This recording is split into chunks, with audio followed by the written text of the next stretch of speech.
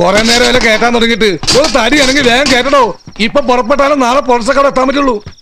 നീയും കൂടി സഹായിച്ചാൽ നമുക്ക് പെട്ടെന്ന് പോവാം. ഒരു കൈ സഹായിക്കടേ എന്താ? എന്നേക്കാൾ പ്രായക്കൂടുതലെന്ന് ഞാൻ വിചാരിക്കൂല. ഈ കൈ കൊണ്ട് സഹായം വെച്ചതല്ല, കൂലിപ്പണിയെടുക്കാൻ പറ്റുള്ളൂ. തന്നോട് പല പ്രാവശ്യം ഞാൻ പറഞ്ഞിട്ടുള്ളൂ. പിന്നെ നീ എന്ത് പണിയാണ് ഇവിടെ എടുക്കുന്നത്? രണ്ട് വയറ് തമ്മിൽ പിരിച്ചു വെക്കുന്നത്. സൗണ്ട് എഞ്ചിനീയർ അത്രയൊക്കെ ചെയ്യുള്ളൂ. തനിക്ക് ബുദ്ധിമുട്ടാണെങ്കിൽ എന്നെ പിരിച്ചു വിടോ. അല്ലെങ്കിൽ വേണ്ട, തന്റെ ഈ കോപ്പിലെ ജോലി ഞാൻ രാജിവെച്ചേക്കണ്. ഇതാ എന്റെ രണ്ടാമത്തെ രാജിക്കത്ത്. ശരി, നിന്റെ രാജിക്കത്ത് ഞാൻ സ്വീകരിച്ചിരിക്കുന്നു. നിനക്ക് പിരിഞ്ഞു പോകാം. അങ്ങനെ അങ്ങോട്ട് പോകാൻ വരട്ടെ.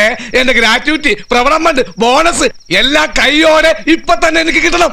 ഇപ്പൊ തന്നെ കിട്ടണം. തനിക്ക് എത്ര ചെവിടി കേട്ടൂടെ? കിട്ടണം കിട്ടണം കിട്ടണം. ബോണസ്, ഗ്രാറ്റുവിറ്റി, അല്ലല്ലേ മുതലാളി? ഒന്ന് പേടിപ്പിച്ച് വിട്ടാ മതി, ഞാൻ ശരിയായിക്കുള്ളൂ. മിണ്ടരുത്. എടാ, കൊറേ കാലമായി നിന്നെ ഞാൻ സഹിക്കുന്നു. പണിയെടുക്കാത്തൊരു പണിക്കാരൻ എനിക്ക് വേണ്ടടാ. എടാ, രണ്ട് വയറ് തമ്മിൽ പിരിച്ചു വെക്കാൻ എനിക്കറിയാടാ. ഞാൻ ഈ സ്ഥാപനം ഒറ്റയ്ക്ക് നടത്തോളാം. മേലിൽ ഇവിടെ കണ്ടുപോയാൽ മൈക്കിന്റെ സ്റ്റാർട്ട് എടുത്ത് ഇതിന്റെ തലക്കെട്ടി അടിക്കും. എന്റെ വയറ്റ് തടിക്കല്ലേ മുതലാളി? കള്ളം പറയുന്നു. ഞാൻ നിന്റെ കരണക്കുറ്റിക്കിട്ടല്ല അടിച്ചത്.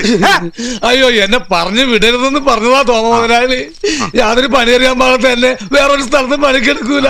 ഇവിടെ മേലെങ്ങാതെ പണിയെടുത്തേക്ക് ശീലമായി പോയി. എന്നെ വേർപ്പിക്കല്ലേ മുതലാളി? എനിക്ക് വേർപ്പിന്റെ അസുഖമാണെന്ന് മുതലാളിക്ക് അറിയാലോ. എന്നാ വീട്ടിൽ പോയി ഫാൻ ഇട്ടിരുന്നോടാ. അയ്യോ, ഞാനിനി ഇവിടെ എന്ത് പണി വേണമെങ്കിൽ ചെയ്തോളാം. ഇന്ന് മുതൽ മുതലാളിയാണ് ശരിക്കും മുതലാളി. ഞാൻ വെറും ചന്ദ്രൻ തൊഴിലാളി. എന്തെങ്കിലും ഒരു പണി താ മുതലാളി.